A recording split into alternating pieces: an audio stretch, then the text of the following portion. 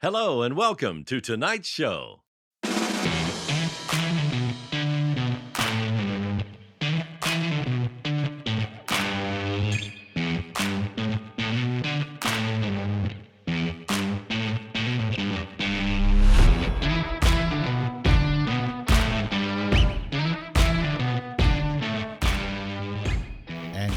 Welcome to episode 190 of On the Bench, the podcast for scale modelers by scale modelers, all about scale models. This episode is being brought to you by our latest Patreon supporters, Jamie Stokes, Chris Miller, Jeff Murphy, and the South Australia Plastic Modelers Association, who over the last 40 years have been South Australia's premier scale model club. You too can help support the show. Simply go to www.patreon.com/onthebench and pledge any amount from as little as $1 per month. Your contributions help with our hosting and production costs and are greatly appreciated. And don't forget, everybody who financially supports the show gets an OTB sticker. Because this episode was delayed, we've got a heap to catch up on. We've got a ton of mail and a lot to talk about with Ian and Julian. But before we get there, let's have a word from our sponsor, Scott from Scale Model Supply. Are you looking for top quality paints for your next project? Then look no further than the Scale Modeler Supply, Australia's hobby paint. Hi, I'm Scott, and as a passionate modeler myself, I've spent years creating the SMS product range, designing them specifically with the scale modeler in mind. We have worked extensively to develop our acrylic lacquer paint range to not only be airbrush ready straight out of the bottle, but also to be easy to use so that anyone of any skill level can create professional results with minimal effort. Just give the bottle a good shake, pour into your airbrush, and spray at 15 psi. So dive into your next project with confidence, knowing that you're backed by one of the finest hobby paints on the market. Head over to our website at scalemodeler.com.au to check out our full range and to find your closest retailer. And hello and welcome to the show. And in the studio with me, I have Ian.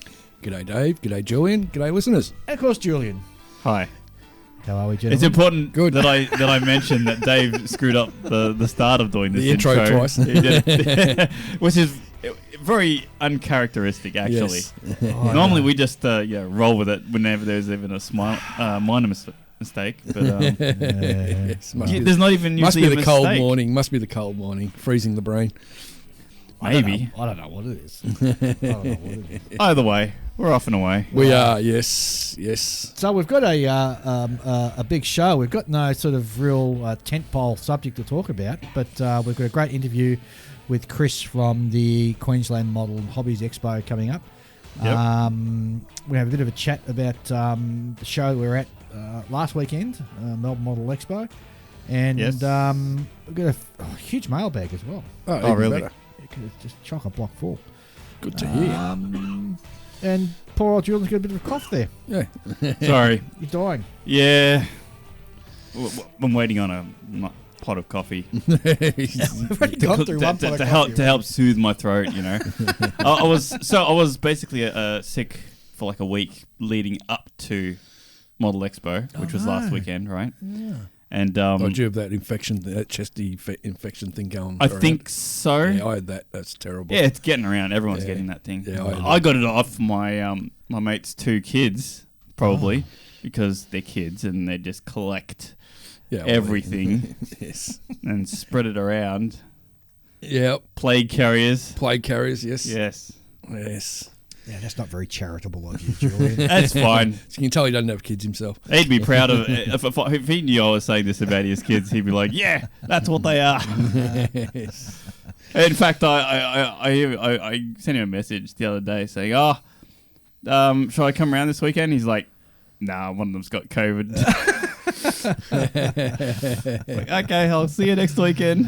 Oh, jeez. Anyway, so I didn't do much modelling and I wasn't able to get my Gundam finished for Model Expo. I was gutted that you didn't have that finished. I didn't even come close. I've been quite sort of it's been fairly cold out and I just couldn't be bothered going out and painting and this and that and blah, blah, blah. I didn't get very far. I've got a lot. I also want to do a bit more construction type stuff, modifications to it before I move on to paint. Right. And then at Model Expo, Yes. I bought one kit. Wow. What'd you buy? I bought an AMT kit. Yeah, what'd you get? I bought a 1934 Ford Coupe, I think it is. I think there's like 3 body styles. There's 3-window coupe. Maybe? No. It's got like on the side, it's got the small window as well as the door window, right? All right, yep. So there's the one where it's got only the door windows on the sides. Then there's the one where it's got the tiny window behind it. Yep. And then there's the one that's like a sedan, right? Or So, whatever. and how are you going to build this as like a rat rod or? Yeah, something like that. I'm I'm going to weather still the on- hell out of it and rust it. And, Oh, no, I'm not doing that style. If I was going to do a rat rod, it would be the sort of like patchy, sort of like bits of black. So there's a little bit like the original black, some spray painted black, some rattle canned black, and then it's sort of weathered down and like that. If I was going to do it, that sort of what they call the murdered out look, yes, you know? yes. The thing that looks Or like you, it or, belongs. you, or you can go traditional 1950s hot rod style.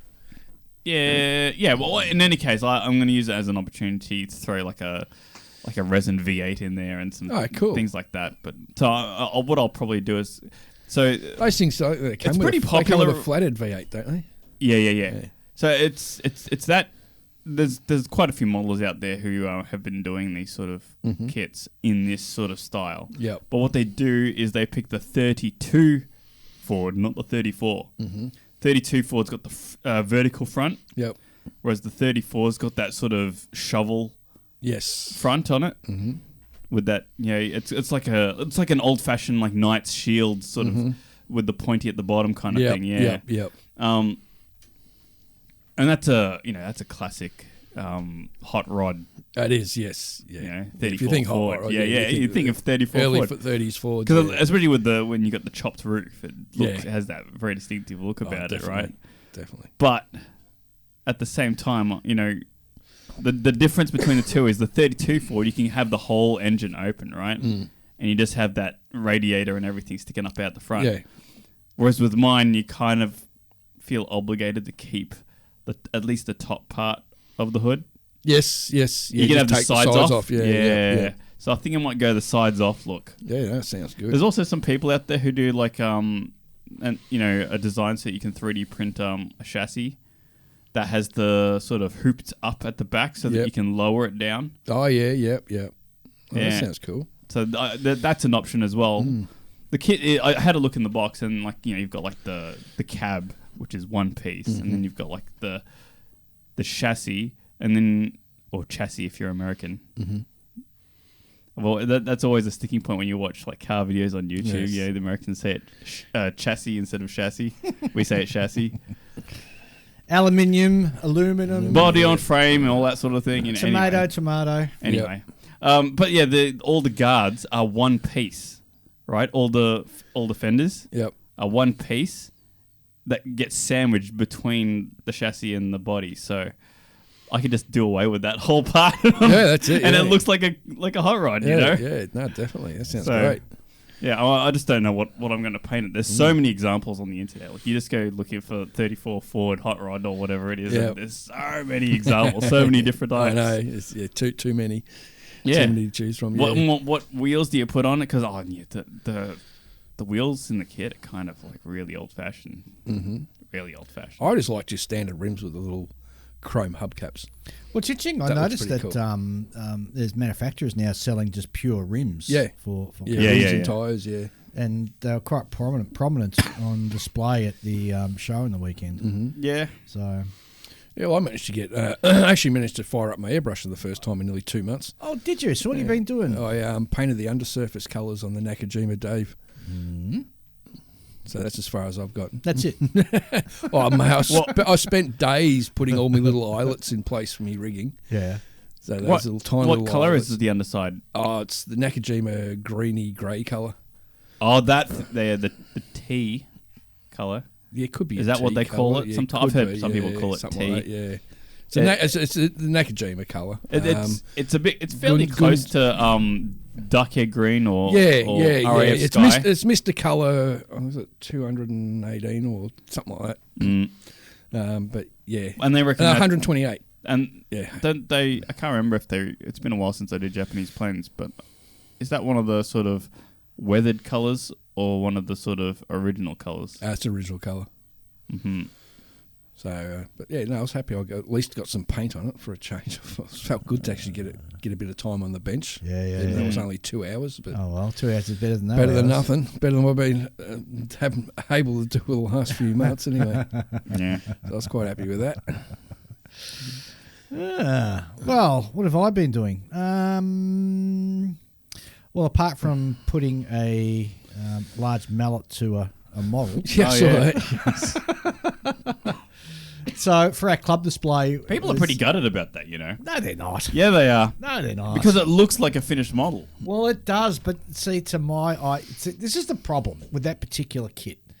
The running gear, when you assembled it, it was all sort of slightly wonky, and then when you put the Lincoln Length tracks on, if you followed the instructions, it didn't marry up. There were gaps and all this sorts, and it was all wonky. So one track would be going left, and the other part of the track would be going right. And well, I've really got to say that I loved my tracks. The paintwork I did it was sensational. Spud Murphy posted some. I can see where this is going. Yeah. So basically, you did such a good job of your tracks that once you actually put it on the model, it looked like it was done by a 12-year-old.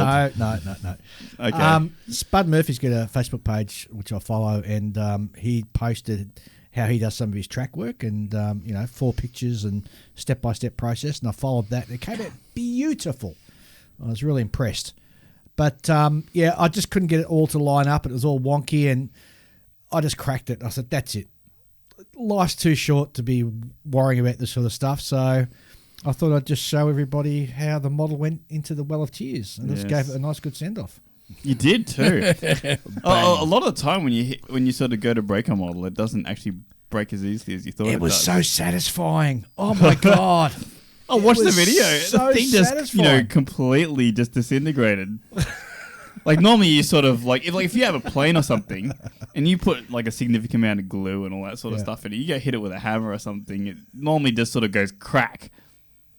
And you get like some, unrepairable damage to it, but you have to hit it a few times before you actually break it into a few Yeah, but don't pieces. forget he used a mash hammer too. Yeah, exactly. Like it really, and it was also a very small model and a very fragile model at that. Yeah. It's one of those dinky Stupid Bronco kits. Bronco kits. Yeah. It was very.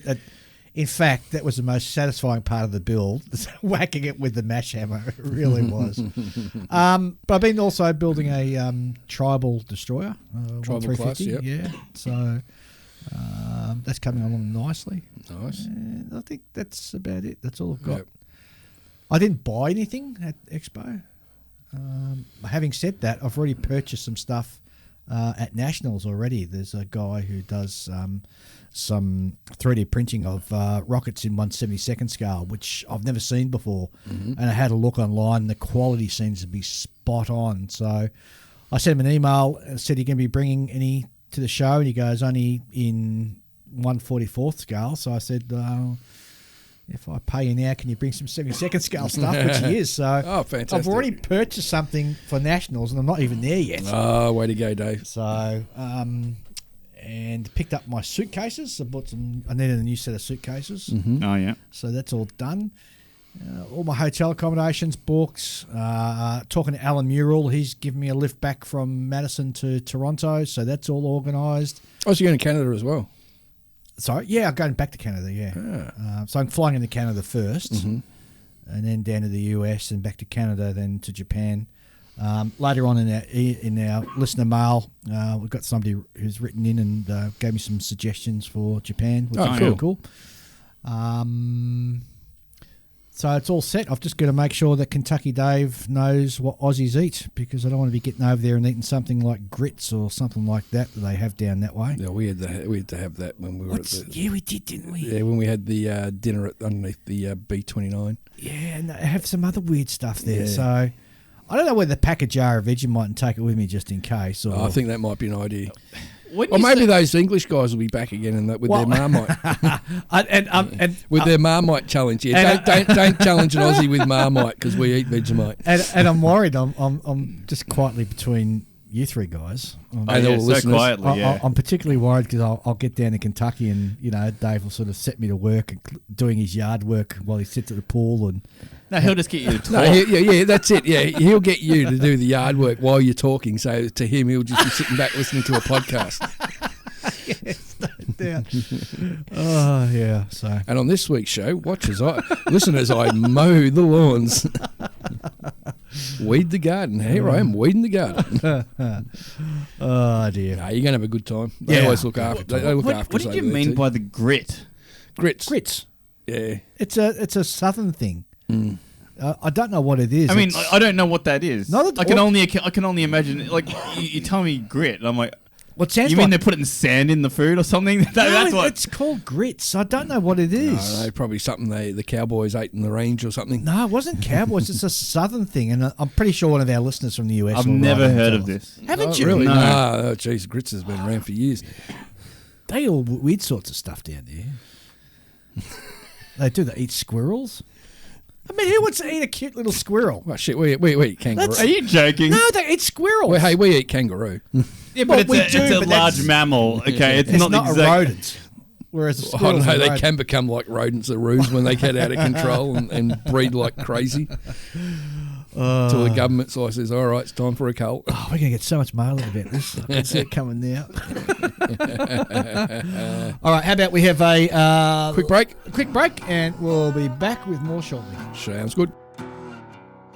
Hi, it's Chris, the Promotions Officer for the Queensland Model Hobbies Expo, here with your invite to join us on the 17th and 18th of August at the Ipswich Event Centre in the Ipswich Showgrounds for the 28th running of the Qmhe. Register your entries for the competition or book a table for the swap meet on Sunday via the website at qmhe.com. With over 20 local and interstate retailers attending and our member clubs displaying, we hope to see you all there in August. And we're back. So let's have a quick chat about our weekend, Julian, because Ian didn't go. So we were at Expo on the weekend just gone. You also had quite a bit on that weekend, didn't you? Oh, Which is why we didn't record. It was such a busy weekend. So we had I had my son and daughter-in-law over from Western Australia. You had. I saw the photos on Facebook. You had like a big family gathering at your place. Well, we that's what we do. So when somebody comes over, the whole clan sort of gathers around. There's a huge lunch on Sunday. But besides that, it was a busy weekend. There was a Comic-Con event on or something, and there was also a model railroad show on as well. Yes. So it was a particularly busy weekend if you're sort of into that sort of geeky stuff. And of course, we had Model Expo on. I was talking to a customer at work. Yeah. And she often, when she found out I build models, so she sometimes talk about how her son's got an interest in models. So I'm like, oh, really? Yeah. Apparently, it's just he's interested in trains. Well, that's okay. So she took him to this train event. Yeah. And spent money there and things like that. And I'm like, yeah, I can imagine. A young kid. Yeah. At a train show, they would have been doing everything they could to indoctrinate that kid. They need the fresh blood, One of us. So how did you go on the show, John? I didn't do too badly. So I got a second and I got a third. Very good. In two different categories. I got a third with the Porsche that I did, which has a mistake on it. A pretty glaring mistake in my opinion, but I mean, the rest of it's pretty tightly done, I suppose. Yep. It's an old Tamiya kit, so it's got some challenges about it. Like I would have much preferred like the construction of the main body of it be broken up with like separated bumpers and things like that, because there are lots of sort of 1980s era black trim elements in the bumper and things like that. Like it basically when you paint the whole model, you spray it the color it is, and then you spend the rest of the time is masking off endless amounts of tricky black trim. Yep. It's a pain. and there's no way to do it well. I ended up brush painting a lot of it just because I was like, yeah, I'm just going to do it this way because stuff it. So it's got some problems, but I mean, it came third, and that's all right, that's fine by me. There was some good models there. In the open class, basically the modified class for any modified cars, I had to put my Galant because I'd modified those little chrome trims around the grille. Oh, okay.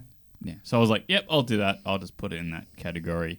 And it came second, and I didn't think it would come second. I thought it would place lower or not at all. Yeah. Because there were some very good models in there. It was like a massive turnout. There were so many models in that category. It was crazy. I've got to say, the car section, it seemed to have exploded. There was a heap of models entered. Yeah, a lot of models. And a lot of really high-end models too. Yeah. I think some of the ones that I thought might beat mine, I maybe have seen on Instagram before. Maybe. And in fact, a car won Best in Show, which I thought was awesome. So the car, and that's the thing, like I don't mind losing first place at all. Because, not to that particular. Yeah, I mean, like as far as I'm concerned, I did come first place amongst the normal people because that particular build that got ahead of me was so far out in front. It was ridiculous. Yeah. It was gorgeous. Yeah. So what it was is it was a Woody, the wood-sided wagons. Yes. From the 1950s. Yep. Yeah, and it had like surfboard on top and a roof rack, and had the tailgate open with bunch of stowage, and I call it stowage because I'm used to calling it that from like Armour models, but it's got like it was like the take the car to the beach for the weekend kind of setup. It was a beautiful model, and I've been trying to find out who built it because I want to have a chat with him. So. When I find out, we'll try and get him on the show because I said it was just a sensational model. It was really great catching up with a whole heap of friends we haven't seen for a while. Yeah. And because I'd spend a week leading up to it sick, I was really wiped out after the first day. I couldn't get up in time to actually get to the show on the second day. So I didn't make it to the second day, which is a shame because there was some people who attended that I wish I'd gone and I would have seen. People like Tom, Sure. And I haven't seen Tom for a while. No, because I haven't seen Tom for ages. Yeah, well, he's got a lot of health issues. Yeah. And then I was there for the last day because obviously I had to pick up my models and my trophies and the little plaque things. And also see what the rest of the show was on about, and because I hadn't had a chance to really look at the models either. On that first day, on the Saturday that I went, I didn't get a chance to look at many of the models because people kept coming up to me and going, "Oh, Julian," and then you get locked in conversation for 30 minutes or an hour or whatever it is, and we'll talk. Oh, which one have you got in? Oh, yeah, we'll go and walk over there and have a yak about that model for 10 minutes, and I bumped into Kev. And Kev said he would send some mail into the podcast. Okay. He's the guy that is always telling us to have an episode about motorbike models. No, I haven't got any emails from him yet, so we'll stand by. Well, I mean, he's just mostly just talks in my ear, and we talk about cars and things like that. And he's like, he comes up to me, he's like, you've had this many episodes about aircraft, this many about armour, this many about cars, but none about bikes. Yeah, true. Okay. Well, I was very impressed with the displays by the model clubs, and in particular, the one that sort of stood out for me was the Eastern Suburbs Scale Modelling Club, because they had one of their members who recently passed away, unfortunately, and it was Harry Edmond. Who unfortunately passed away, and it happened about 6 weeks before the actual expo. Wow. And so what they did, the club did a pivot, and all the models that were on display for the club display were ones that he had built. All right. And not only that, some of them were actually up for sale as well to obviously help, sort of move some of the models on, which was I thought was really good. And the piece that really sort of stuck out to me, it was like a large drag line I think Revell make it. It's you see them like in coal fields and all it's that. like the excavators from the coal mines at the power station. Yeah. And he'd made the model and he'd built the diorama, but not only that, he actually went down to the coal mines down here in Victoria, got a piece of some coal dust, and used that in the diorama, which I thought was a lovely touch. So, I thought that was really fantastic. And the club that won Best Club Display, I want to say, was Whittlesea Area Modellers. Oh, yeah. They did a big D-Day display. That model that you showed me just then, I did see that at the show, and it was very cool. It was. You don't see one of those ever. No. It's so to our listeners who don't know what we're talking about. It's basically a big coal excavation vehicle, and they're like the biggest vehicles you can. It's like huge drag line. It's on tracks. It looks like it's gigantic steel frames, and it's got a wheel. Yep. Made out of buckets. Yeah. You know, like an excavator bucket. It's got maybe 10 of those attached to a wheel, and it just grinds away at the earth. Yeah. They're like the size of. It's the kind of thing that the tracks on it are similar to like the kind you would see on that vehicle that moves the rockets out at the Kennedy Space Center. Yeah, that thing. Yeah. It's like that. Like there's some of the biggest vehicles humans have ever made to go on land. But apart from that, it was good catching up, obviously, with some of the other friends there. So, yeah. Yes. Oh, yeah, I kept getting cornered. Yeah. It wasn't just Kev. There was a few others. There was plenty of others, quite actually. a few others, Yeah. There's certain characters I see only at that show once a year, and I don't hesitate to, oh, Julian, what have you got in this year? Yeah. All right, well, how about we have a move on to our mailbox? So let's see what people have to say. Sounds like a plan. All right, so as I said, we got a whole heap of mail in, and the first one comes to us from Greg Lester. Great guy. Who writes, so on the theme of death, as a first responder with an apparent life expectancy of the mid-60s and a modest stash, I think to myself, how do we plan to offload a stash with a sense of humour? Some years ago, I went to a house death where a chap had passed with no relatives or next of kin. The walls of his house were festooned, that's a great word, with wooden ship models. He actually passed at his bench, so I'm sure that he was happy. What a nice way to go, at your bench. They were very nice models, and as a ship modeler, I thought, well, what a waste. I then thought, well, old mate, enjoyed me choosing, building, and then finishing it, so who cares, as if we are but ants who crawl across the skin of the planet. My suggestion is twofold.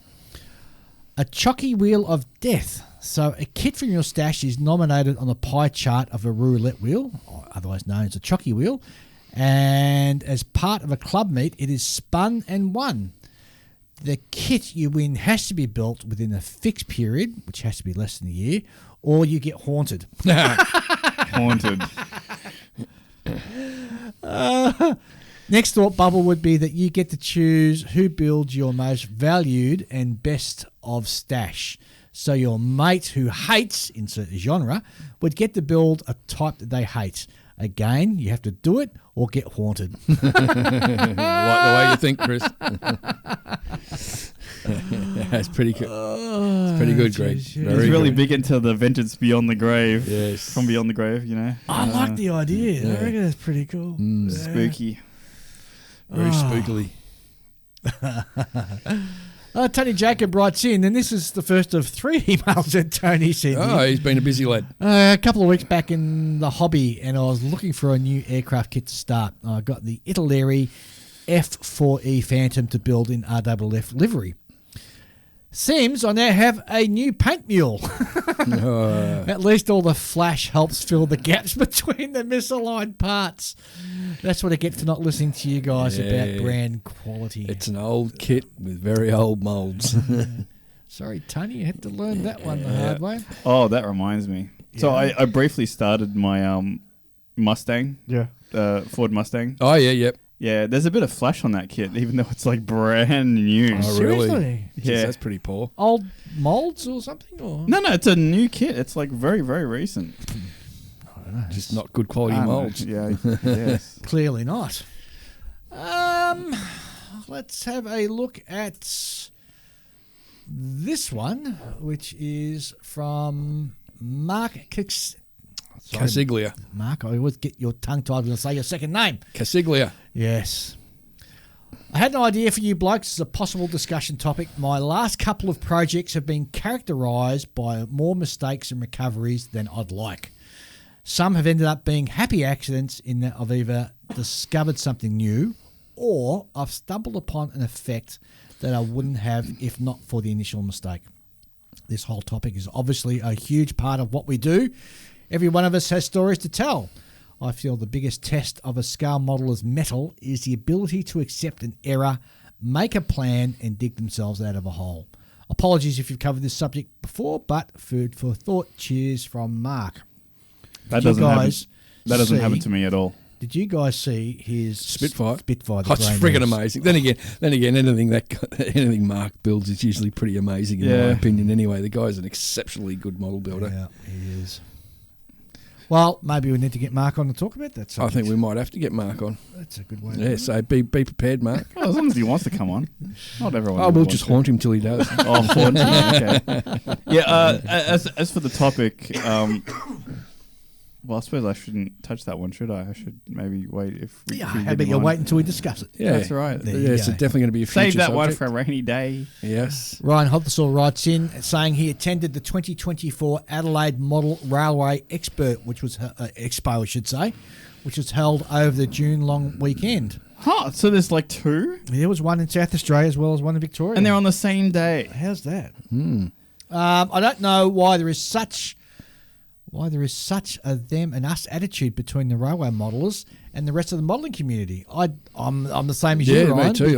Those guys can do some amazing work. Well, interesting because you look at that. What's his name? That Luke Towan who's got the YouTube channel. Yeah. Like, the guy just knocks stuff out of the park. He's just such an accomplished model builder. I know. Yeah. And a lot of these guys are. Like, what really impresses me is when you get these guys that build those big old wooden bridges. Yeah, like in between the mountain ranges, and you think, just the amount of hours spent on that. That looks amazing. You know, one of the things I really appreciate about Luke Towan's videos is that he's able to really capture that Australian look, the of the landscape and everything. Yeah, like he just nails it. Yes, it looks so distinctly Australian. Yeah. And he's not afraid to touch on other subjects. I remember one of the last ones I saw, he was doing the Simpsons houses. Oh, really? I haven't looked at his channel in a while because his videos are a full mouthful, if you know what I mean, right? Yeah, they'll be there for a while. Yeah, and you don't want to skip or anything. Yeah. But no, if you haven't heard of him, definitely check him out on YouTube, guys, because you'll learn a little bit when it comes to groundwork. This guy's pretty amazing. Indeed. Yes. Boulder Creek Railroad, I think, is his website. Yeah. His Facebook site, yeah. All right. Our next email comes from Philip Abraham, who writes, "Hi guys, I think it was the last episode. There was some chat from Julian around the Paris-Dakar trucks. Well, strap the excitable youth down, as Spot Models have some great stuff just available on pre-order. Apparently, there are 3 versions of the Man 6x6 truck, which are 3D printed, and they're in 1/43 scale. And with their supplied decals, they look stunning. At around 40 centimetres long, they will look impressive built up. It's enough to shift a bloke to model on the dark side." Wait, what? 40 centimeters long in 43rd scale? Oh, 6x6. Yeah. Click on the link, Dave. So Phil says he's got no connection with the actual company. He's just takes an interest. Showing us, Those are big units, aren't they? Yeah, they look pretty cool. Oh, that look really cool. They do. And I think it was me who said if I was going to do a Dakar truck, it'd be nice. I prefer the 4x4 ones. The 6x6 ones are that's a bit long. That's a big kit. That's a big kit. Be a lot more comfortable in that doing the Dakar than on the back of a bike. Yes, it certainly would. I guess, but I mean, at the same time, You can at least have air conditioning running. yeah. But I mean, like, you still have to wear a helmet, don't you? Yeah, but And you're still like bobbing up and down on the top of a truck that's doing all that. yeah, but you're not going to be eating sand spiders while you're riding. Yeah, but also, I don't think they have that good of a suspension. It's not like they're set up like a trophy truck where they got stupidly long travel suspension. No. These are 6x6, so they're still live rear axle or live axles all around. I should say. But like I said, I would prefer to be in one of them than on a back of sitting on a bike trying to do it. Those guys on the bikes are crazy. If you'd have a look at that, go to www.spotmodel.com and look for newsletter 620, which is called The 80s. So, yeah, thanks for that, Philip. That's really interesting. Next one is from Tony Jacob. Again. Hi, boys. You're going to hate me. For episode 200, which is coming up pretty fast, actually, I'd like, and I reckon everyone else would too, to hear your story and the story of On the Bench. Someone needs to interview you. Get yourselves and someone like Chris Meddings or Will Patson as an interviewer, open a few beers and tell us all about what led to On the Bench, behind the scenes, how it's changed, the stuff-ups, the memorable moments, the surprises, what it's done for your own modelling, the state of scale modelling as you see it. It would be entertaining and I bet funny as. Okay, so the three of you are reeling back in horror. I know how much you guys hate talking about yourselves and you haven't got your heads around how much a part of the modelling scene you've become around the world. You're just regular blokes, but so are all the amazing people you've interviewed over the years. The whole modelling community is just regular people, but you've had a massive impact on the hobby, no less than any of the modelling A-listers you talk to. I've listened to you guys for almost the very start, changing the model world. We all want to get behind the bench. Good on you, mate. As if you have a guest host for the show and to lead the interview chat, you won't be talking yourselves up. Someone else will be talking you up and down and sideways. I know that you can think of a way to produce it that it will work. Yep. All right. Yes, we can perhaps look at that. Yeah. Consider it. We don't like talking about myself, but I think I don't know if there's enough there to talk about, really. Because I don't think everyone thinks it's not as sort of planned out or anything. No. It's sort of like, do you want to come around and have a yak? yeah. I'll put on breakfast, that kind of thing. It's, oh, yeah? I'll come back next week in 2 weeks' time. I feel we've sort of, over the years, we've sort of spoken about how we sort of came about and what we did. Tony, I appreciate the idea. I think for our 100th, I'd like to hear from our listeners. Our 200th. Thanks, Ian. I'd like to hear from our listeners, and I've got to figure out a way in which we're going to do that, where we get people to sort of call in and chat to them. Yeah, I think like an idea. I'd like to listen or hear from the everyday modeller, I think. Yes. Yeah. So I've got to figure that out. But that's a good idea, Tony. I'm listening. And, of course, Tony writes in again. Third time lucky. Hey. I'm catching up with all the back episodes I've missed. Recently listened to your past interview with John Miller from the Model Paint Solutions. Fantastic information about airbrushes and airbrushing. I also sent an inquiry to John about just a small fiddly order. He's on the other side of the world, but I got an immediate response and I couldn't ask for better service or help. I love hearing about these good Yeah, me too. People and businesses like MPS are the diamonds which make this hobby an absolute pleasure. And the podcast, of course, that help us find those diamonds too. Thanks to John and also to you, OTB boys. That's from Tony again. Jacob. Thanks, Tony. Again. Is 3 emails on a row considered pest? Well, we did stalking.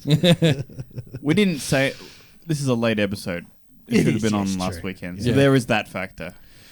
At this rate, it's basically just one email a week, isn't it? That's it.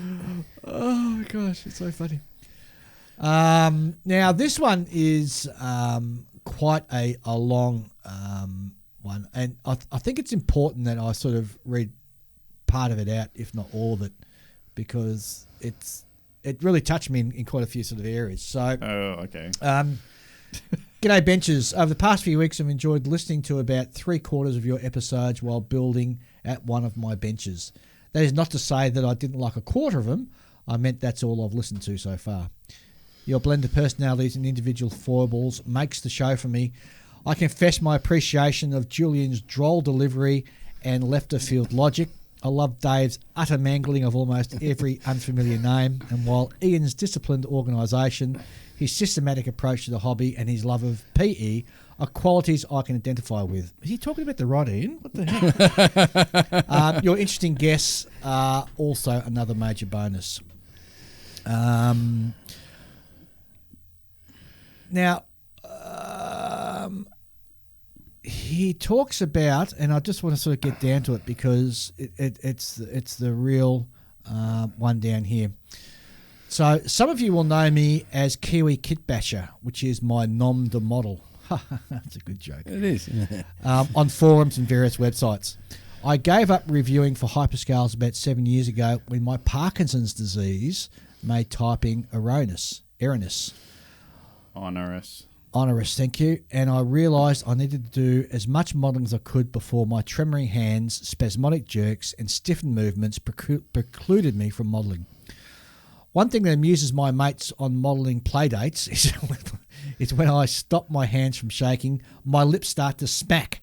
It sounds like a 13-year-old boy smacking a monkey. So my mate Dimitri, the hairy Greek, will call out in a telltale kid voice, "Mum, he's doing it again." I mentioned my Parkinson's disease not to seek sympathy, but because I'd like to share how it has liberated me in my modelling enjoyment. Don't get me wrong, it's a bastard of a condition that only deteriorates over time, so I don't wish to belittle other sufferers of PD or any other neurological conditions like multiple sclerosis. However, I think it would be interesting for you to invite people who, through illness or injury, have adapted their approach to hobby because of their conditions. And before you say the obvious, big change to a big scale, you will see why I must remain with 70-second scale as you get further into this letter. Building and airbrushing have been impacted because my hands shake and I can't do smooth flowing movements respectively. I've concluded if I was ever going to make a hole in my stash that I just had to be far more accepting of imperfections within my build, finish the model warts and all, and just move on to the next project. It was like being 10 or 11 again. At age 10, I started subscribing to Airfix magazine, so while I understood there were higher standards to be achieved and things to learn, I was not too hard on myself because I was a kid who could not be expected to equal the standards I saw in the magazine. I do my best and be content to learn and maybe do better on the next build. The other thing I've learned is to pick my battles, like opting for single colour schemes on aircraft, only painting figures when my PD meds are working above 90% effectiveness, and knowing when to walk away. And the proof is in the numbers. Of my 433 models on display, wow, 293 or 239 or 55% were built in the last 6.5 years. The other 45% over 21 years. I've tried to pick a couple of builds from the past 6 years for each of you that I think may appeal. My apologies if I don't get your tastes wrong. And he's actually sent through some photos of some of his builds. I'm deeply impressed, Mark, on a number of sort of issues. Number one is that you're writing in and sharing with the rest of the world the issues you're having with your Parkinson's disease and what you've done to sort of change the way you model. Yeah. And I think that he's still sort of maintained his links to the hobby, and I think in some ways that's continuing to help him as well. Oh, definitely. He's also mentioned that he does a large database of all the kits he's built, and he uses that now as a way of sort of sharing with all his mates. So when people are looking for a particular kit or something like that, and Mark, I just really appreciate you. Yeah, me too. Sharing your honesty with it. I think it's quite powerful. I I really do. I was thinking with the airbrushing, what I was thinking, Mark, is if you've probably already thought about it, but what about like having like a wooden bar running across your spray booth that you can actually rest your airbrush hand on? I kind of like sign writers use that stick. Mm-hmm. You have like a bar that you can then rest your hand on, and you can have the model on the other side, and that's going to hopefully. So you don't have to wait. You just go left and right. Yeah, you just because you're actually resting your wrist on the bar, which I think might help with the shakes. It's just an idea, Mark. You may have already thought of it, may not have worked, but yeah. If not, give it a go. You know, I think a lot of us envision ourselves getting too old to model. Yes. Yeah, that's my main scare thing is just eyesight. putting it away at that point. Yeah. Because my eyesight's not like it used to be. Mm-hmm. Oh, even mine. I'm using reading glasses, but I think most of us foresee ourselves going, okay, there's going to be a point where I just stop. But I think that point has come and gone for me, and you just kept on going. Yeah, that's it. Yes, good on you, Mark. Yeah, my main problem now is actually just finding the time. I mean, at this point in my life, I can't envision a point where I would keep on modelling after, because it's not like my idea of what a good model is going to go down. Yeah. But to be able to accept that I'm just going to have to build models of poorer quality from then on, and it's just going to deteriorate. That's pretty hard to grapple with. Yeah. Especially when you've had a fairly high bar to begin with.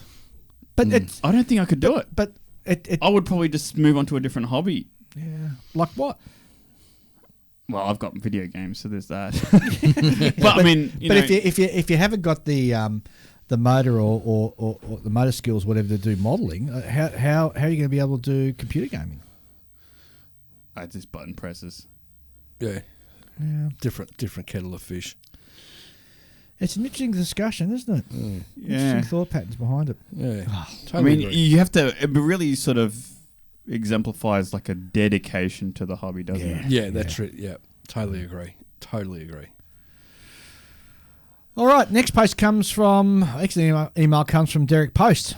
Hey guys, great podcast as always. Ian has even made me try a 1/350 scale LCT to honour my grandfather. Good on you, Derek. Anyways, I'm writing to give Dave my routine for my short layovers in Tokyo.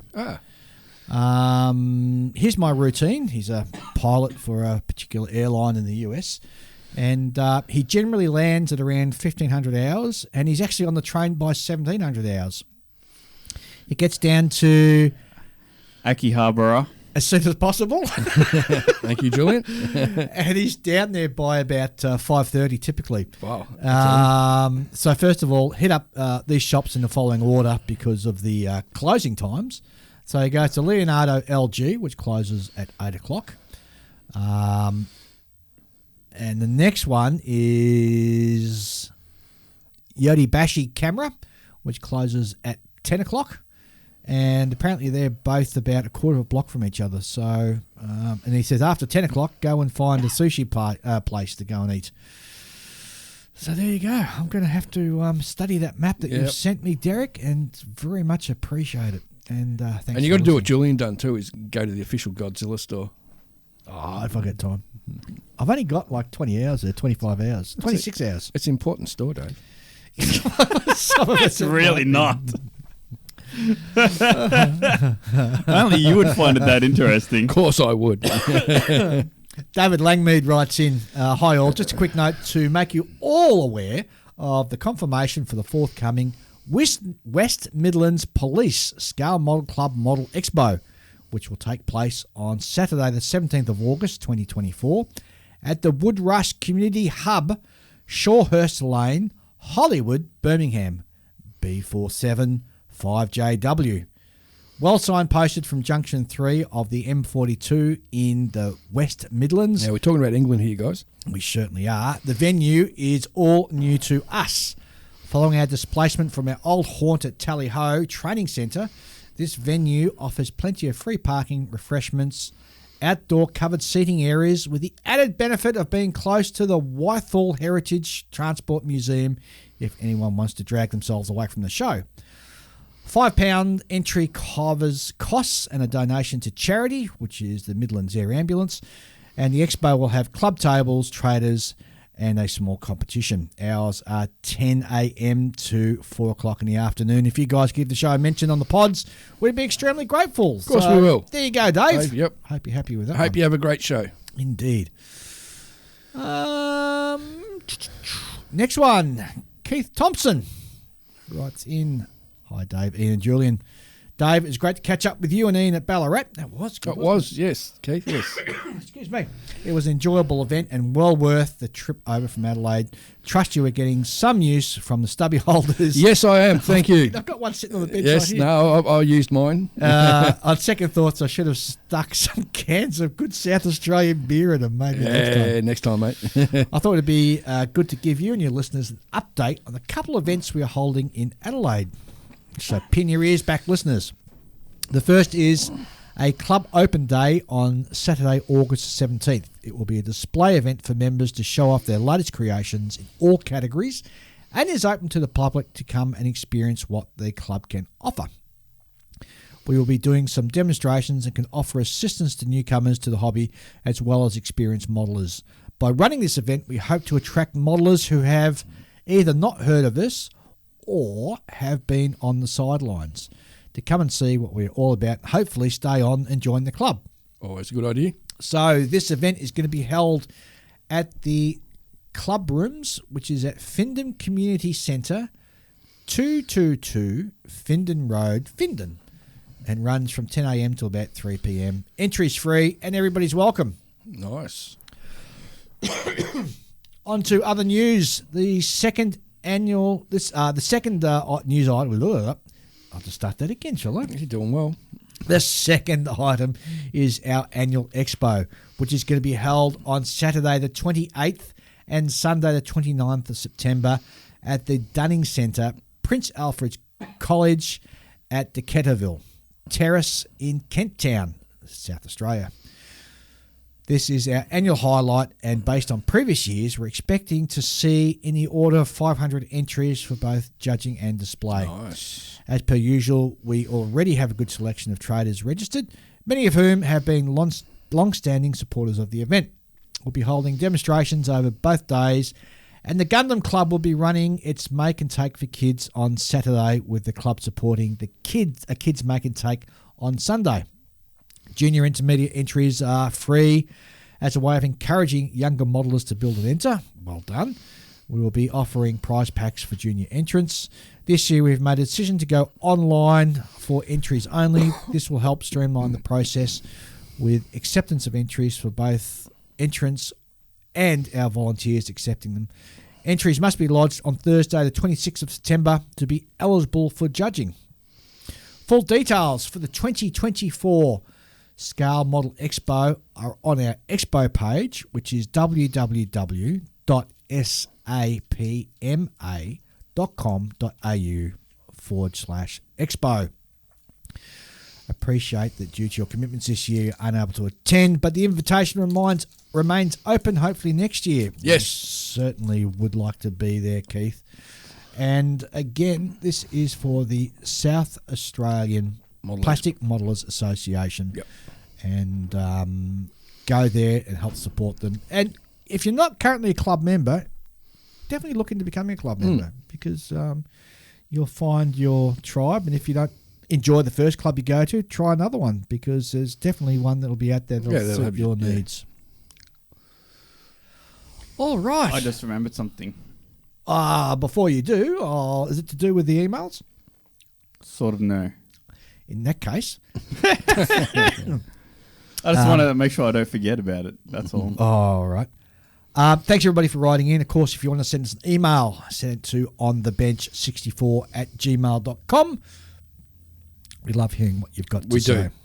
Julian, before we have a break, what have you got? So when I was at Model Expo, yes, I was at the swap and sell. Yes. And I'm doing my thing where I walk around and I I'm going the speed of light, you know. I'm just glancing like, yep, no car models, on to the next table, no car models, quickly keep going. I'm blasting past all these people, and I finally get all the way around. I have like one idea of which kit I'm going to get, so I go and buy that, and I come back, and then I see some people talk, blah, blah, blah. And as I'm walking around, I hear a guy sort of, under his breath, say, effing Gundam bullshit. Oh. What? Yeah. I thought that was hilarious. I mean, why does anyone care enough that there are other molds that they would never build anyway? Yeah. Yep. It really cracked me up. And of course, I've told a few people about this because it's so funny. So funny. It really cracks me up. And then I was also thinking about this other aspect. So I'm not sure if you're aware of this, but younger people don't like haggling. They hate it. Really? They hate it. Really? They will avoid it at all costs. Huh. It's part of the reason why young people are not as enthused as, you know, mine or your generation about car ownership, because it means they have to go down to this dealership and they've got to haggle with this dude. Yep. Whose only purpose seems to be to screw people over. Mm. They hate it. That's why they much prefer like this sort of Tesla experience where you just order off a tablet. Yeah, the way of the future, man. They hate it. They really. They will We're a avoid dying breed, Dave. And to be honest, I'm of a similar opinion. I don't like haggling. It's like, why do I need to do this little mini game? No, you rock up and, you know, and you say, so if there's a something on sale, you go, it's at your best price. Why pay more than you should have to? Yeah. Yeah. Well, exactly. So that best price should be reflected on the price tag, right? No, the price on the price tag is for chumps. Mm. Well, that just means that all those retailers are going to, as you know, the world moves forward and older generations die off and the newer generations come in who don't like haggling, it just means that those people who are selling things are just going to not get any sales. Well, People are going to look at the price, yeah, the high price, and go, well, it's out of my reach. I'm just going to move on. If I'm buying like some white goods or something like that, I'll go in and I'll say it's at your best price. Say I'm buying a washing machine. I'll say it's at your best price. And if he says, yes, that's my best price, I'll say, okay, have you got any discount for veterans? And if he says, no, don't do that, I'll go shopping elsewhere. I'm not going to buy, pay the sticker price. Well, the exception is if I go to a hobby shop, you know, I'm not going to haggle in the hobby shop. If I don't like the price, I won't buy it. Mm-hmm. Otherwise, I'll purchase it. But for big ticket items, it's worth asking, is that your best price? Yep. See, I just assumed that's the best price. No. And if it's not good enough, well, then I just move on and they take a loss. They don't get the sale, do they? Give me a call and we'll go shopping together next time you want to buy a big ticket item. I never really do. Yeah, because you live at home, man, don't you? Got everything all set up for you. Yep. No, I just never do. I haven't bought a car in like 20 years. I've had my car for 20. I think I bought it in 2011. Well, that's not 20 years. That's like 13 years. Is it 13 years? Okay, the car is a 20-year-old car. Right, okay. Yeah, it's a 2001 car. But yeah, I've never... And you know what that car I had before that? Right. It got written off. I can see we're going to get some mail over this one. Yep. All right. Before we dive into our main topic, I want to have a chat about something that we got given, which really impressed me. What? And I'm very impressed with this sort of stuff. So, Inside the Armour sent us a whole heap of little 3D prints that they've been doing. That Chris has been doing. Yes, and I want to talk about this because there's a couple of really interesting things that I want to point out. First of all, not only is the quality really, really good. It is, yes. But the thing that I think is really cool about this, hang on, I've got a frog in my throat. Excuse me, listeners. When Chris prints these particular parts, and the stuff we got here is a mixture of items. It's for like a 48 scale Churchill and all sorts of other goodies. It's like 350 scale guns and Yep. some. What else? We got some And we've got some buckets. buckets which look really nice. Buckets look really cool. But when he prints it in like a little sort of box. A box. Yeah. It looks like a milk crate. Yes. So the part is protected inside this little crate. And on one side, he actually has embossed on there through the print process what the part is, which I think is awesome. Yeah, yeah. Because, I've downloaded some print parts before and, you put them away somewhere and, 8 months later, you can't remember what they are. Well, I can tell you one thing. I'm taking these home with me.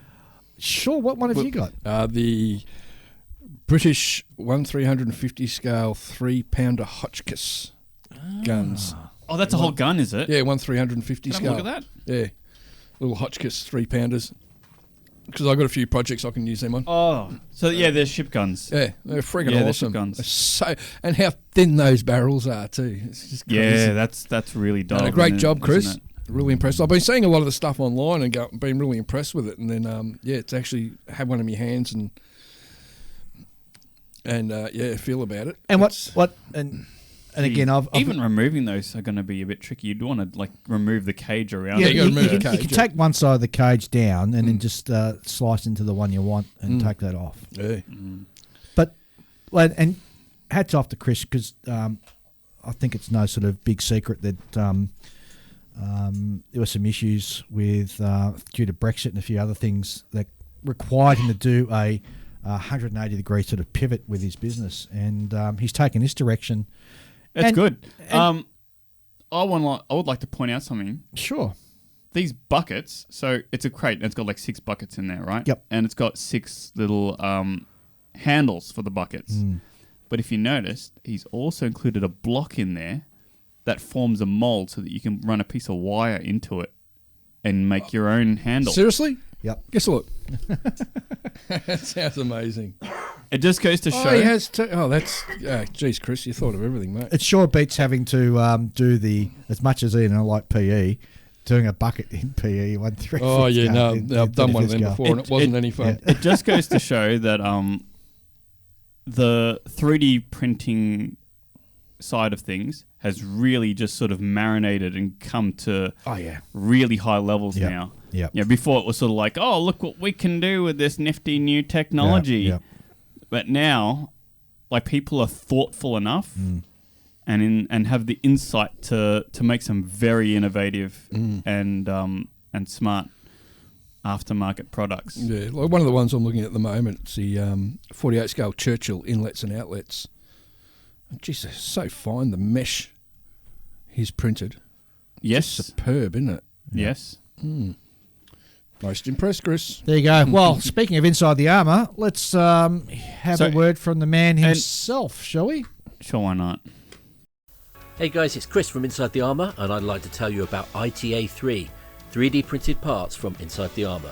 And I've got a bunch of stuff for your armour, aircraft, ship and other projects coming up. Starting out in 172nd in aircraft, we've got stuff for the 172nd Airfix ME410 and for the 172nd Airfix Bristol Beaufort, including all kinds of great stuff. On the armour side, I've gone back to Churchills and I've got some really great additions to improve your AFE Club or Tamiya Churchills, including rear deck tools with moulded tool clamps, which massively improve over the kit details, air intake grills, and the exhaust, complete with shroud, which features all of the missing brackets and details from both kits. In 148, we've got the same stuff again for the Churchill, and this time with a few more wrinkles and improvements over the 148 Tamiya kit. In both scales, you can get WS19 antenna sets and fire extinguishers. And in 135th, we've got radios including WS11 for your SAS LRDG or early British war armour builds, WS19 for the rest of the war for British armour builds, including Shermans, Churchills, Comets, Cromwells and many more, and post-war radios including Larkspur and coming soon Klansman. For the US fans out there, we've also got the SCR 508, which features optional boxes to go next to the transmitter unit, and a whole bunch of other stuff coming up soon. So if you want to improve your models quickly, easily and with superb detail, go on over to InsideTheArmour.com and look up ITA3 3D printed parts. And now it gives me great pleasure to introduce Chris Miller, who's here to talk about Queensland Model Hobby Expo, which is happening this August. G'day, Chris. How you going? Hello, David. Hello, Ian. Hello, Julian. G'day, mate. How are we all doing? Good, thanks. Not Good. bad for a cold Melbourne Yeah, but Saturday it's sunny morning. for a change. That's always good. That's always good. I think our top temperature today is 15 degrees Celsius. And that won't be till about 2 o'clock in the afternoon, probably. Probably more than likely, yes. So, Chris, Queensland Model Hobby Expo, Qmhe. What is Yes. it? Tell us all about it. Okay, so the Qmhe kicked off in 1996. It all came together originally. The first one came together, I think, in about 6 weeks. The modelling fraternity up here in Brisbane was part of the Pet and Hobby Expo that used to be held in the RNA Showgrounds. But I think over the years, the modelling display had kind of been pushed to the back burner. And a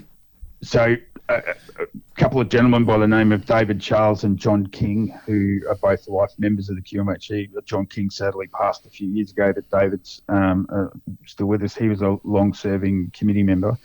They kind of kicked it all off in about 6 weeks, and what they did was they basically went out to all the clubs in Brisbane and sort of said, "Hey, we want to put on a show. Are you guys prepared to sort of contribute something to that?" So the Qmhe is a little bit different because it's not run by one club or one organisation. It's actually owned by a group of member clubs, and the committee come from those clubs. So that's sort of where it kicked off. It was at the Brisbane Table Tennis Centre for, I think it was nearly 19 years. And then we moved out to Redbank, which is a bit of a bigger space. And then more recently, just as 2019, we had the last one at Redbank, and then as just before COVID hit, there was an option to look at the Ipswich Event Centre, which was, I think it's 2,500 square metres under roof. Nice. It's quite a nice large hall, and to move out that way. And so it worked out that we ended up going out there, and we're hitting the 28th year this year. So it'll be the 28th running. And that's where it's all come from and where it's been so far. And all those years ago, the current director, David de Rijk, was involved in the first one. He suggested having a competition, and that's where we call it the Queensland State Titles pretty much came about, and the Qmhe has held that competition ever since, and that's a huge part of the event as well. What really impresses me is the amount of clubs up there who are involved with this. So we've got, I'll just name and rattle them off, and it's a long list. So you've got a bunch of modellers, the Australian Military Modelling Society of Brisbane, Custom Models Australia, Brisbane Model Truck and Car Club, Brisbane Scale Modellers, Darling Downs Scale Modellers, Gundam Australia, Gumpler Brisbane, International Plastic Model Society Queensland, Ipswich Heritage Rail Club, NDC, North Brisbane Radio Control Tank Club, RWF Amberley Scale Model Club, Queensland Figure Modeller Society, River Scale Modellers, Riverside Scale Modellers, South East Queensland Wargamers, St Edmunds Old Boys Model Club, and Tweed Valley Modellers. That's a lot of clubs involved in it. Yeah, and actually, this year we have, I think it's just on 20 clubs coming this year. Oh wow! So there's quite a lot of there are a lot of clubs. You'd think a lot of people would be sort of out and about and down the Gold Coast and stuff in Queensland, but it seems that a lot of us are modelers, and actually there's quite a lot of people in the hobby that even aren't members of clubs. So one thing that has become, obviously, as everyone, we're all sort of getting older. Some of the clubs are becoming a little bit smaller, and it's not always easy for some of them to put on displays and stuff. But the Qmhe seems to get everyone motivated and brings everyone out, so it's good. Wow. How many models did you have entered last year, and how many do you expect this year? We actually had a bit of since COVID, we've had a bit of an explosion on the entry tables. I think last year we had 640. Jeez, I think that's good. So yeah, it was a record for us last year, and the year before that was pretty close to a record, I think. And yeah, so we're kind of getting bigger and bigger each time. So and we've got, I think it's 70 categories. So yeah, there's something for everyone pretty much. And it's even something there for me because I see you've got a real space category. Yes, we do have real space. We do have real space, yes. Well, it was actually after seeing that I've made the switch from flying up to actually driving up this year, so I can bring some models up with me to enter. No, absolutely. No, always happy to. The real space stuff actually has always been fairly well supported. There's generally always several, enough, certainly enough to run a good numbers in the category. Which is also a bit of a trick with the competition, I think. But real space seems to do quite well. How are you finding your Gundam stuff and bringing all those people into it? Is that a growing area? Yeah, absolutely. The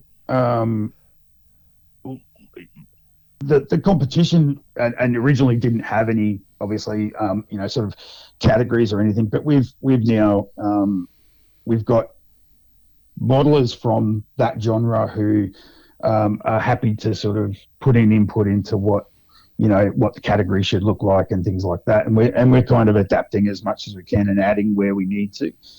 Sometimes we do have to reduce back date. The competition secretary and the chief judge do a review every year of like over the last 5 years of entries and sort of see where there's if there's a trend in a certain way. So some categories get merged and others get broken out. But there's also too that you never know. The other sort of unknown is you don't know until the event what you're going to get pretty much sometimes. Yeah. And I mean we will have a better idea this year because we've actually gone to full online registration for the competition. So we're not taking walk-ins this year, just because the amount of additional work it makes for the comp sec and chief judge it was always quite substantial. So we will have some idea this year of what we should get, which will make things a bit easier to plan.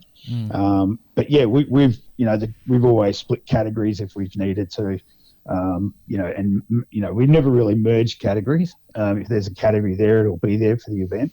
But we have split them before. Interestingly, you've got a die-cast category. Can you expand on exactly what that is and how that's actually judged? Yeah. So what they do with the die-cast is it's primarily a lot of the die-cast stuff that we get in there over recent times has been using some of the truck die-cast stuff rather than sort of die-cast cars. We did have an entry last year that had put in a car that was basically a pre-assembled thing, and they're sort of that was we spoke to the entrant and ended up excluding it. But what the truck diecast and I think it's sort of branching into car diecast a little bit more too because we're seeing that. But they'll buy a truck like a diecast truck model. They'll pull it all apart. They'll repaint it. And you would have seen that with Scott from SMS is doing some work with Drake Collectibles with paints and stuff like that. And a lot of the guys that collect those trucks will want to do a particular colour scheme or something like that. So they'll pull it all apart and they might modify it. There was one a couple of years ago that they'd actually done it as a burnt out truck. So it was a die-cast truck, but it was all burnt out and stuff like it had had an accident. And like it was substantially modified. And that's what a lot of them are doing. They're sort of taking them apart and sort of I don't know the intricacies of what they do to the actual kits when they're making them. Yeah. But they certainly they'll change up certain things and stuff like that. And they're judged by how the judging works for the competition is it's basically a panel of three. Wherever possible, we try to have at least one person who is a modeler of that discipline. So we might have a die-cast truck builder or a die-cast model builder who's not entered that year, who's in there. At least one, possibly two, and then another person who's not one of those, and the three of them sort of work together to work out what they think between the three of them is the place getters and things like that. And then we look for the people who are modelers in those genres to kind of provide input and advice to the other judges if they know if there's a little bit of uncertainty. So we hopefully, when it comes down to judging, like most of the people that have sort of built those kits will be having a look. They'll be able to tell what's changed and what's different, and especially with the die-cast stuff, because it comes out as sort of like a pre-finished model, so you can kind of tell pretty quickly what's different. So that's sort of that's what that's for. But it's interesting because die-cast collectors are quite a large sort of subsection of not necessarily modelling, but in its own right as a hobby. I mean, it's huge. I mean, it's not only sort of cars and aircraft, but there's like construction equipment. Well, it also technically includes all Matchbox and Hot Wheels kits. Yeah. Not kits, but those things. Absolutely. And also a lot of the 1/43rd models are cast as well. Yeah. It's I'm really quite hats off to you that you've been able to sort of bring that into your competition. Yeah, I think the Qmhe's always been sort of good at least giving things a go and having a trial. We'll give something a run and see how it goes, and if it works, it stays. If it doesn't, then we might not do it again. But this year, for instance, for the first time ever, we've got a sponsor came forward who wanted to support a in-flight model award. So we're trialling that this year to give that a go to see what type of entries we get for in-flight models, because a lot of aircraft are shown on the ground, and this particular model, Becker's models, he builds all his. Chris has been pushing that, and God bless him, he's been pushing that barrier for a long time, and I don't disagree with him either, because building an in-flight model in some respects has a degree of complexity above just building a normal model, because if you're building it in flight, you got to sort of add motion to it in some respects.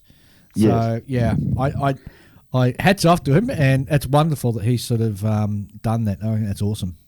Yeah, so he's doing that this year. So we thought we'd give it a trial and just see how we go.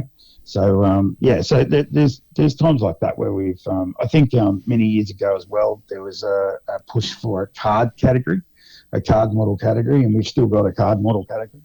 But then again, like we also we noticed that we had a ladies category for a long time, but we noticed that a lot of the ladies they're not wanting a category on their own. They want to go head to head with the blokes, and so they were entering new categories outright, so that there was no real need for a ladies category anymore. So we did away with that. But so there's plenty of flexibility now. And the competition's quite flexible in that way, and that's always been the approach they've had.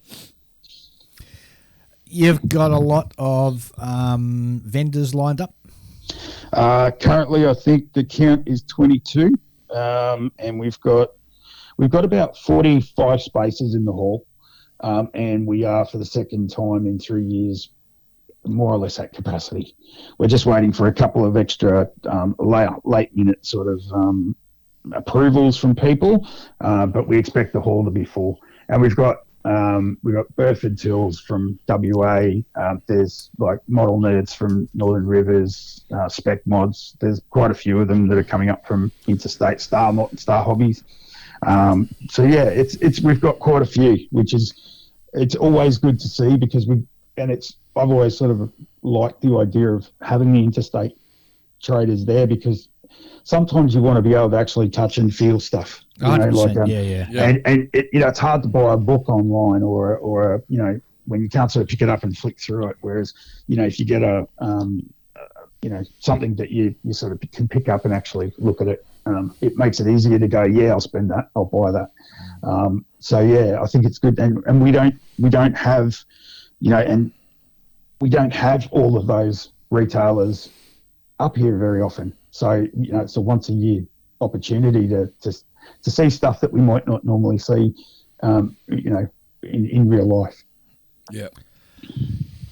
So let's have a quick chat about the actual competition itself. So Yes. are you first, second, or third, or you're a true gold, silver, bronze? No, we're gold, silver, bronze. Nice.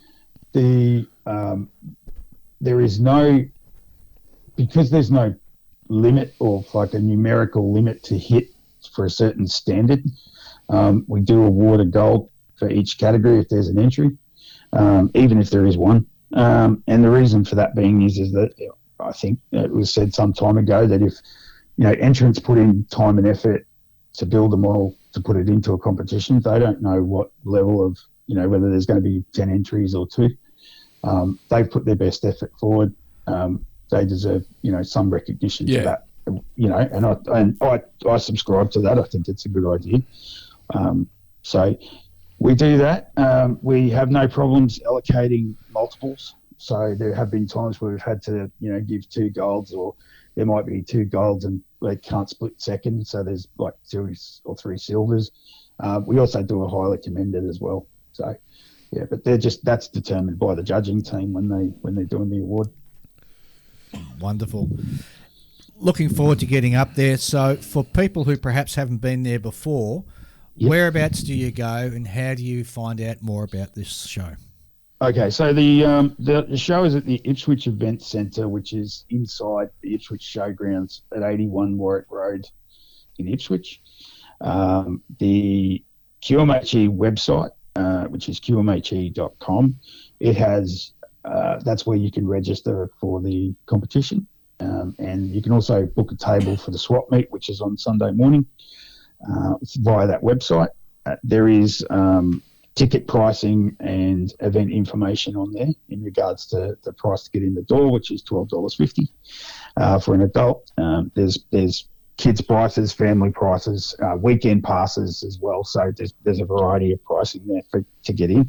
So it's actually on the 17th and 18th of August this year. As I said, Ipswich Event Centre, 81 Warwick Road, Ipswich. Now, bump in, so August 17th and 18th, that's a Saturday, Sunday. Friday is when entries occur. Is that correct? Yeah, so we like everyone in on Friday night to bring the entries in Friday night.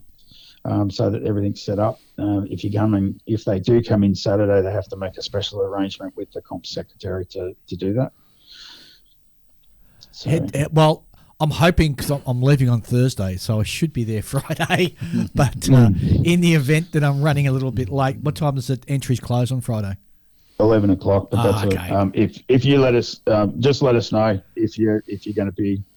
If you're going to be a little bit late, it's just about letting the comp sec know. So, and that's with anyone, because we've got, you mentioned the diecast before. A lot of the diecast entrants, some of them are truck drivers, so they don't always make it back on time, and they have to come in early. So, special arrangements can be made. Yeah, no worries. Very cool. All. Well, there's only, as we record this, is 62 days, 22 hours, 39 minutes, and 48 seconds before the show actually launches. And I'm certainly very excited about being up there. We're not sure if all 3 of us are going to be up there, but certainly the flag will be waved. I'll be there for sure. And I'm definitely planning on being there. Terribly excited about getting up there. So I've got because you've got a real space category, I've got a whole heap of rockets I'm dragging up with me now. Nice. Nice. And a couple of other sort of categories I've got my eye on as well. But more importantly, we're really looking forward to sort of catching up with everybody from Queensland and saying g'day to them. And, of course, you'll see us on our On the Bench stand. We'll be doing some recording there. Yes, and we will. Chatting with everybody. So we're really, really excited about it. And if you're anywhere in Queensland or indeed up in the top end of New South Wales, anywhere in New South Wales, make the effort and get over to Qmhe in August. Brian, any sort of final words or anything? Chris, sorry, any final words? Jeez, you really you got the name wrong. Yeah, call me anything, just not late for dinner. That's it. First, I do want to say as well a massive shout out to our 2 major sponsors, which is Scott Taylor from SMS and Hobbies Australia. Have been fantastic sponsors of the event for a while, so I'd like to shout out a big thanks to them. And also a huge thank you to you guys for having me on and sort of coming up and stuff. It's a huge effort. We really do appreciate that. We're looking forward very much to having you guys up there with us. And for the first time ever, we are hoping to have a panel discussion with some of our key interstate visitors for the first time, which is something we've never done. So we're looking forward to that. But yeah, very keen to have you guys up here and have you in the hall. It'd be great to see you there. Sounds good. No worries. We'll be seeing you there, Chris. Definitely. Thanks. All right. Thanks David. mate. Thanks very much. Julian, bye. Thank you.